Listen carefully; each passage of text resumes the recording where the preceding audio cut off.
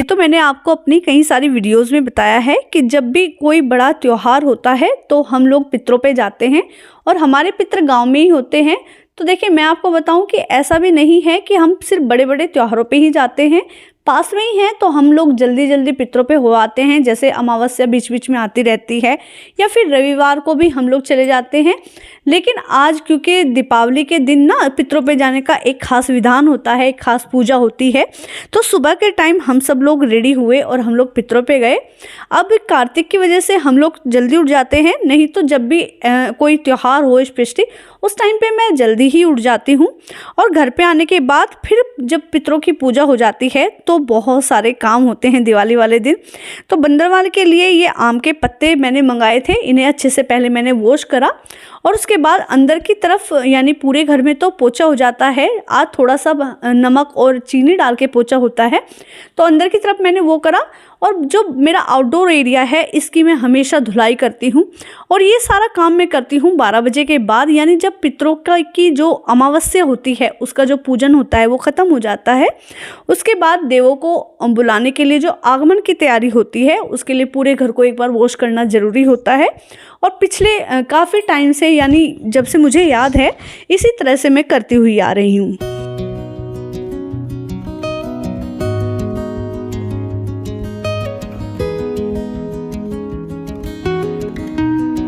धनतेरस से पहले ही मैंने अपनी डेकोरेशन का बहुत सारा काम ख़त्म कर लिया था। आज तो कुछ ऐसा ही काम छोड़ा था, जैसे जहाँ कुछ बड़ी बड़ी कैंडल्स मुझे लगानी है, उर्ली बनानी है, यानी बस पूजा पाठ था आज। और आज मेरे पास सिर्फ खाना था, क्योंकि बच्चों का जो मतलब होता है त्यौहार का वो होता है अच्छा खाना और खूब सारा इंजॉयमेंट। इस टाइम पे लगभग ऐसे बजे हैं 1-1:15 के आसपास और मैं बत्ती बना रही हूँ।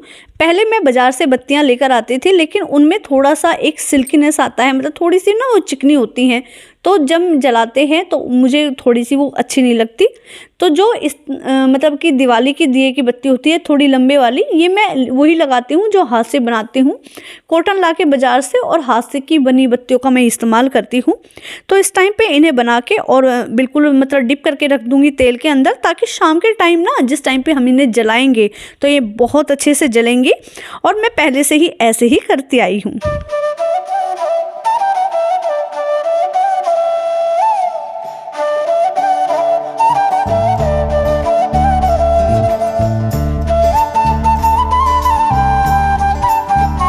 अब जितनी भी मेरे पास उर्ली मैंने बनाई हैं इस बार दीपावली पे, इन्हें मैं भर के छोड़ दूंगी और इनके अंदर कैंडल लगा के छोड़ दूंगी।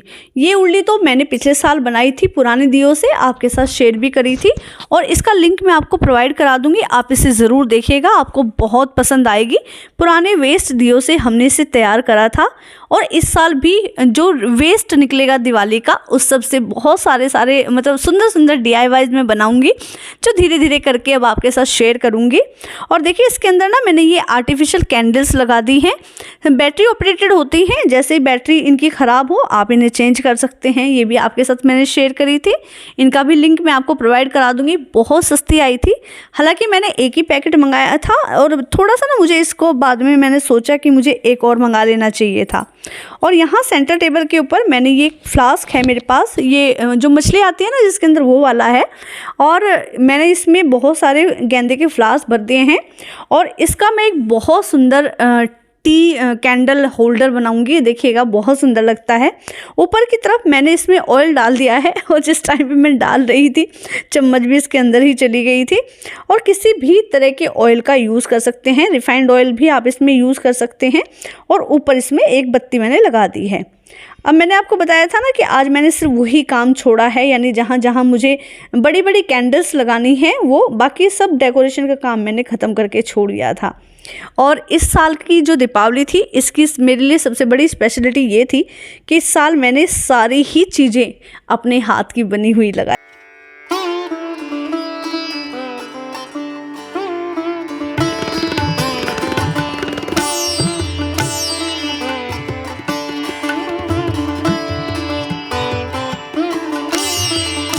की पूजा होती है तो हमारे यहाँ पक्का खाना बनता है।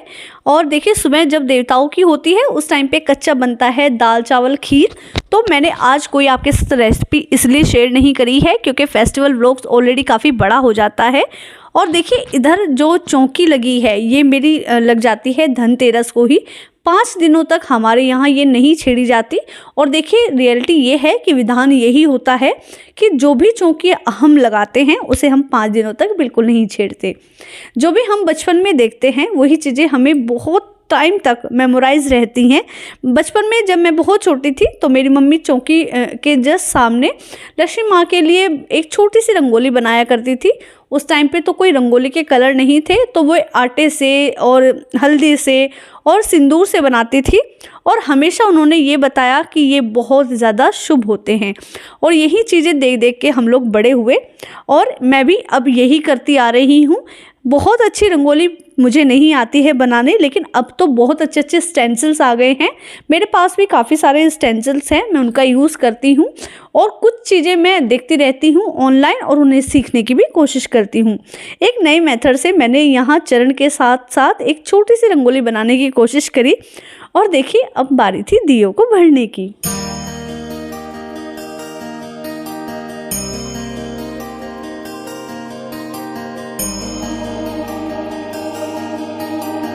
हमारे चारों तरफ टीचर्स होते हैं, यानी हम जिनसे भी सीखना चाहें हम सीख सकते हैं, फिर चाहे वो बच्चे हों या फिर बड़े हों। मेरी मदर इन लॉ से मैंने ये चीज़ सीखी कि टाइम से पहले ही वो चीज़ों को तैयार करके रख लेती थी। और जिस टाइम पे पूजा का टाइम होता है तो उस टाइम पे बिल्कुल भी ये दिमाग में नहीं आता कि हमारा कोई काम छुटा हुआ है। गेस्ट के आने से पहले ही खाने को आधा कुक कर लेना मैंने उन्हीं से सीखा। वरना पहले क्या होता था कि जैसे गेस्ट आते थे तो हम लोग उनके सामने ही खाना रेडी करते थे, तो उनसे हमारी कोई अच्छी से बातचीत नहीं हो पाती थी, बस हम लोग उनकी खातिर तवज्जो में ही रह जाते थे। तो उन्हीं से मैंने सीखा था कि दियों को आप दिन में ही भर के रख लीजिए, ताकि जिस टाइम पे शाम को दिवाली होगी उस टाइम पे बहुत ज़्यादा आपको हड़बड़ाहट नहीं होगी और पूजा में आपका मन लगेगा। तो मैंने इस टाइम पे अपने दियों को भर के रख लिया है और इन्हें मैं लगा दूंगी थाली में, ताकि शाम को सिर्फ इन्हें जलाने का काम रह जाए।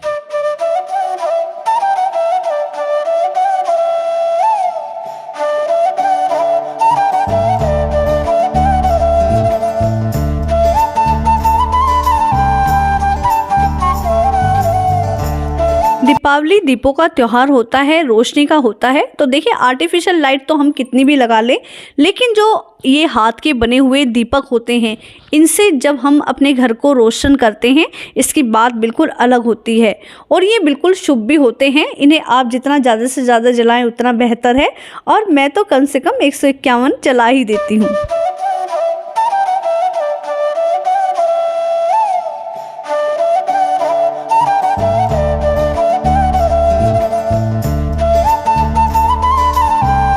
महालक्ष्मी की पूजा से पहले उनके चरणों को बनाने का विधान होता है और उनके चरण दरवाजे पर बनाए जाते हैं, फिर उनकी पूजा करी जाती है।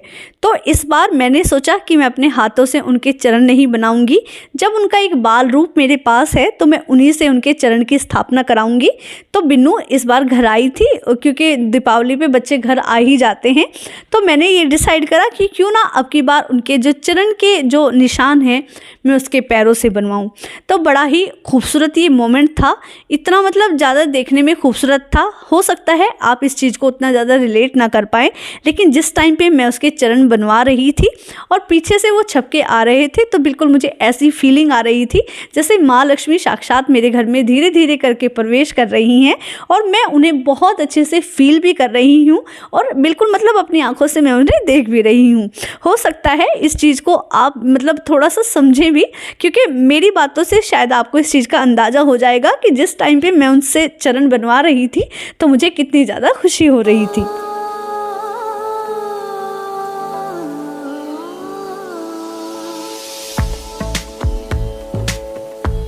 श्री मैया की जय। दोनों पैर रख लो, बस दोनों पैर रख लो बिनू। Very good Binu.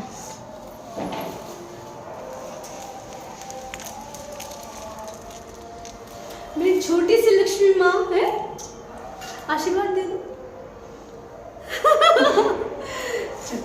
लक्ष्मी जी के चरणों को सबसे पहले मैं पूजती हूँ जिस टाइम पे उनकी पूजा स्टार्ट होती है उससे पहले। और क्योंकि हर साल ये मैं अपने हाथों से बनाती थी और या फिर मैं जो आर्टिफिशियल चरण बाज़ार में आते हैं उन्हें लगाती थी। लेकिन इस बार बिन्नू के पैरों से मैंने इन्हें बनाया था। तो जिस टाइम पे मैं पूजा कर रही थी तो मुझे बिल्कुल ऐसा लग रहा था जैसे साक्षात माँ मेरे घर में प्रवेश कर रही है।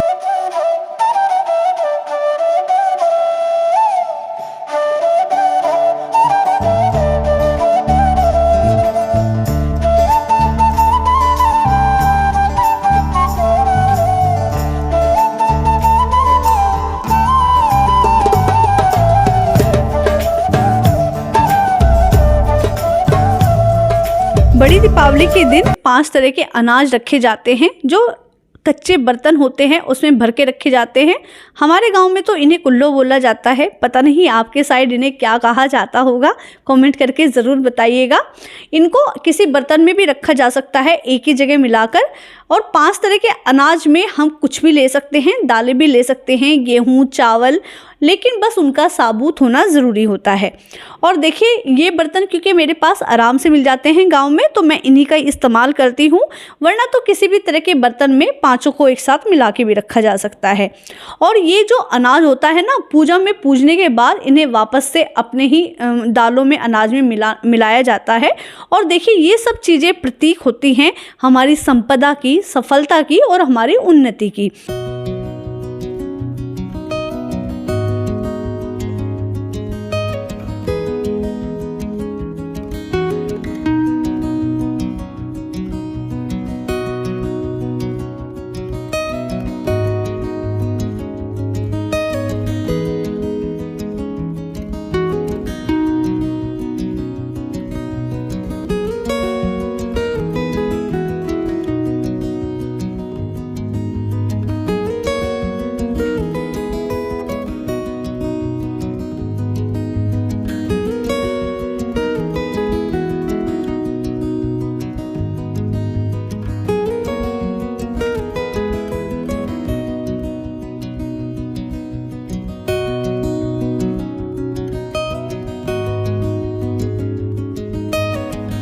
दिवाली एक ऐसा त्यौहार है जो हर तरह से परफेक्ट होता है, यानी सीज़न के हिसाब से आप कितनी भी अच्छा खाना बना सकते हैं, सभी चीज़ें अवेलेबल होती हैं और मतलब आप किसी भी तरह का कपड़ा पहन सकते हैं। और इस बार क्योंकि एक अधिक मास था उसकी वजह से जो दीपावली थी वो कुछ थोड़ी ठंडी में आई। और जब हम लोग बहुत छोटे थे ना उस टाइम पे काफ़ी ठंड होती थी दीपावली पे। अब तो धीरे धीरे दीपावली सीज़न में मतलब थोड़ी सी गर्मी होने लगी है। तो दीपक से मेरा घर बहुत अच्छे से जगमगा रहा था। और देखिए लाइटें तो आप कितनी भी लगा लीजिए, जब तक आप दीपक नहीं जलाएंगे तो दिवाली दिवाली जैसी फील नहीं होगी। और बच्चों ने भी बहुत अच्छे से मदद करी और वो अब चीज़ों को सेलिब्रेट करना सीख रहे हैं। मुझे देखकर ये चीज़ें पसंद आती हैं, अच्छी लगती हैं कि मैं जिन चीज़ों को उन्हें देना चाहती हूँ उन्हें देने में कामयाब हो रही हूँ। तो दीपावली मेरी बहुत बढ़िया रही। जहाँ जहाँ मैंने छोड़ा था अपनी कैंडल्स को, वहाँ बाद में मैंने उन कैंडल्स को देखिए जला लिया है। कितना सुंदर ये लग रहा है ना। और ये सारा काम करा था मैंने पूजा के बाद, क्योंकि पूजा तो आप किसी भी टाइम पे कर सकते हैं, लेकिन मुहूर्त में जो भी पूजा होती है उसका एक खासा मतलब बहुत अच्छा फल मिलता है।